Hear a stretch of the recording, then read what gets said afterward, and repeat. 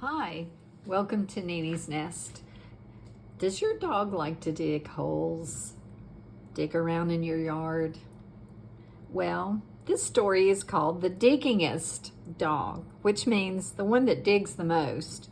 Maybe you think that's your dog, but watch and listen to this story and find out if you think that is true. By Al Perkins and illustrated by Eric Gurney. This beginner book, I can read it all by myself book, starts with this picture on the inside cover of the Digging-est Dog and another creature that's coming up out of a hole we'll learn about, and then all of these dog friends of his. Look how far down he is digging. The title, The Digging-est Dog by Al Perkins. Let's go to the first page. Oh, what a sad look.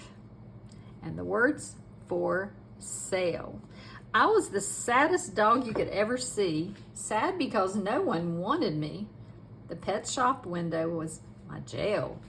The sign behind me said, for sale. That's a reason to feel sad. I was tied to a bare, hard floor of stone. I could not even dig for a bone.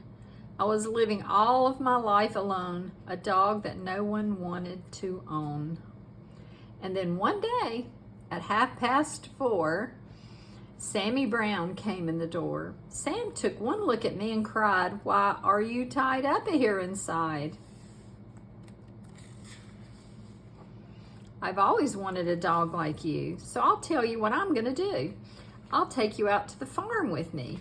You'll play outdoors where you should be. I felt as happy as a pup when Sam paid the man and picked me up. He rubbed my ears, he scratched my head. I think I'll call you Duke, he said.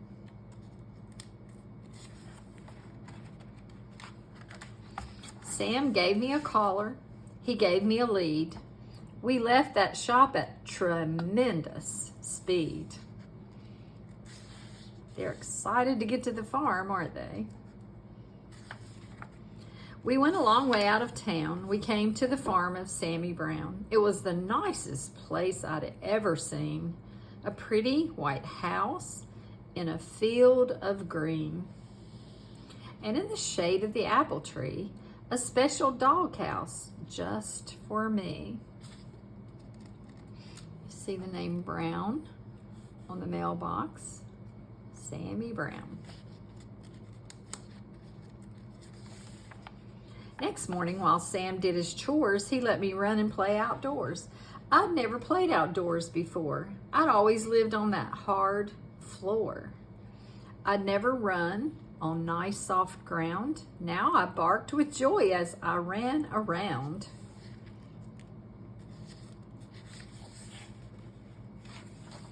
Sam looked at me, scratched his head. "Duke, you need some friends," he said. He blew his whistle, he blew a blast, and many dogs came running fast.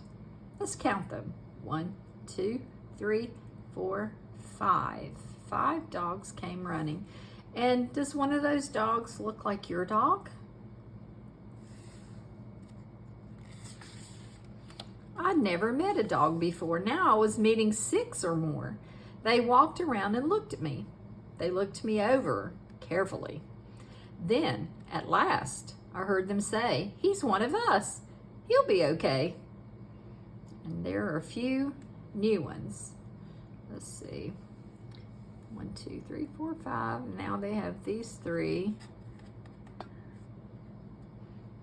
Do those look like your dog? One dog who wasn't very big suddenly began to dig.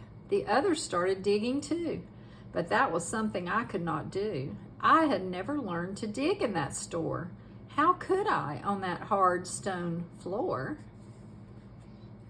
Aw, Duke's looking sad again. I tried to dig, but alas, I couldn't. I wiggled my paws. My paws just wouldn't. I fell on my ear, I fell on my face, I fell on myself all over the place.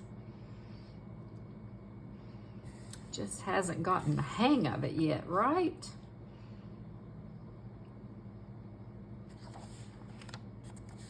The other said, Duke may be big, but he's no good. He cannot dig.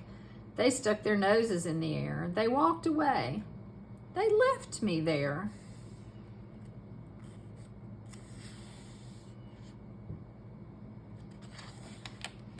I'll teach you, Duke, cried Sammy Brown. I'll show you how to dig deep down. He crouched beside me. With his hand, he dug a hole in a pile of sand. I tried it too, but still I couldn't. I wiggled my paws just wouldn't. I never learned to dig in that store. How could I on that hard stone floor? Sammy sighed. I almost cried. My eyes and nose were full of dirt. My paws and claws and elbows hurt. I had a pain across my back.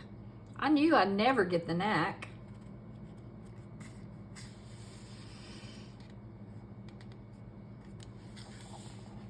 Sam felt sad and I felt bad. If only I could make him glad. We both knew I'd never get it right. Sam and I couldn't sleep that night. Do you see his name on the doghouse? Duke, D-U-K-E. They do look sad, don't they? What do you think's going to happen?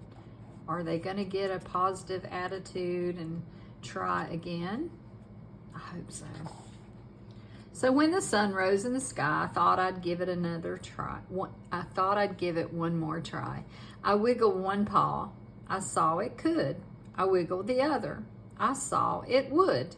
I could dig with my paws. I could dig with my claws. I felt no pain across my back. I knew at last I had the knack.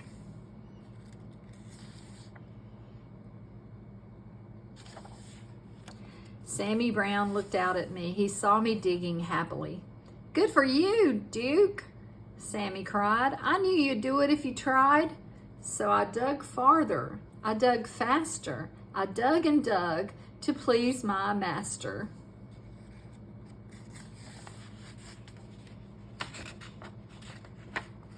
I dug up grass. I dug up weeds. I dug up daisies. I dug up seeds. I dug up the fence. I dug up the gates. I dug up the garden of Mrs. Thwaites. Oh my. That might not be good. Let's see what happens. I dug up the rooster. I dug up the hens. I dug up the sheep and pigs in their pens. Mrs. Thwaite doesn't look happy.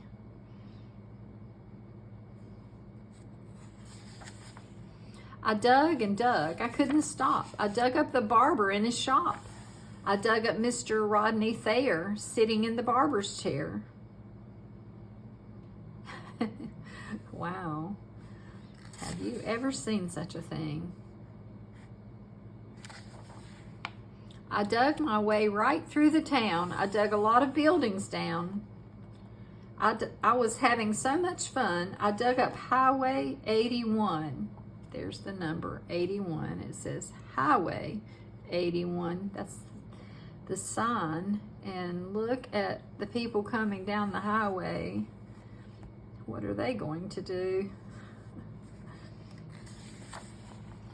I came to a hill. I dug to the top, but all of a sudden I had to stop. Right in front of me, looking down, there stood my master, Sammy Brown. Look what Sammy has. A leash. Sam didn't smile or pat my head. He only glared at me and said, I'm sending you back to that animal store. They'll tie you to that hard stone floor, and you'll never, never dig anymore. Now, this is a sad part of this story because Sammy does look very angry, and so do these dogs. I want to think it's going to turn out well. What do you think? Let's turn and see. I couldn't run. I couldn't hide. Dogs came at me from every side. And then suddenly I knew there was just one thing for me to do. What would that be? As Sammy's about to put the leash on Duke. I ran away from Sammy Brown. I dug a hole that went straight down. I left him standing up on top. I dug and dug. I didn't stop. How deep I dug, I could not tell, but soon I found I dug a well, mud and water up to my chin. What a fix I now was in. I started to sink. I started to yelp. Help, I yelped. Help, help, help. I could hear them way above my head. I could hear every word they said. Oh, one dog growled, "He wrecked our town. This serves him right. Just let him drown." But Sam cried, "Duke, you've been bad. You've made me sad instead of glad. But we're not going to let you die. We'll get you out. At least we'll try."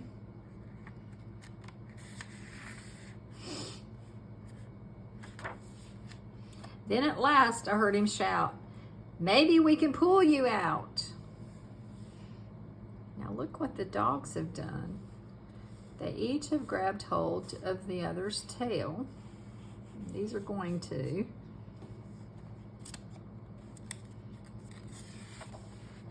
Slowly, slowly, down they came, each dog part of a long dog chain. I reached up. I touched a nose. I felt them lift me by my toes.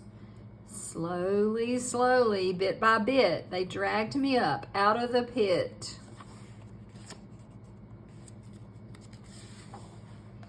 I thanked the dogs and Sammy Brown, and then I started back toward town.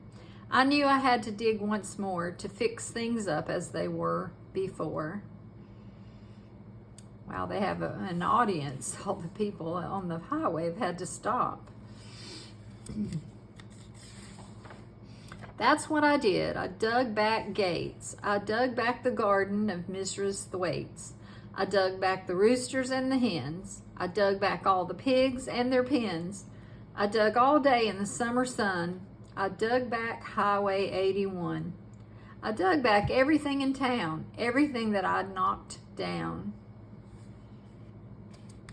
Good for him. Good for Duke. Today when I dig, well, I'm careful now. I'm useful too. Sam lets me plow. He'll never send me to that store or tie me up on a hard stone floor. My dog friends watch and wonder why they can't dig as well as I.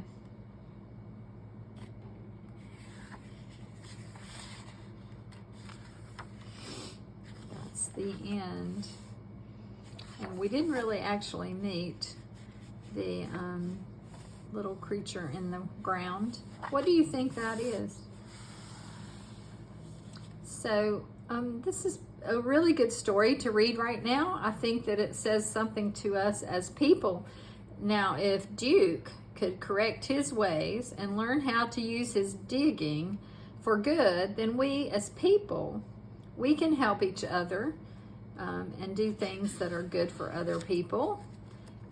We can join together with our friends and help another friend out of a rough patch, like these dogs helped Duke out of this pit he had dug. So keep this story in mind, just when you think about your own dog or when you think about a friend who needs help. This is a good story with a good ending and a good lesson.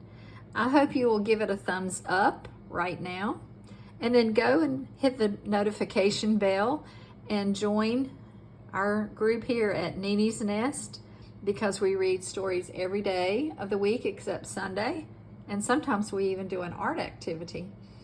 So welcome here if it's your first time, and come back tomorrow. Have a great day.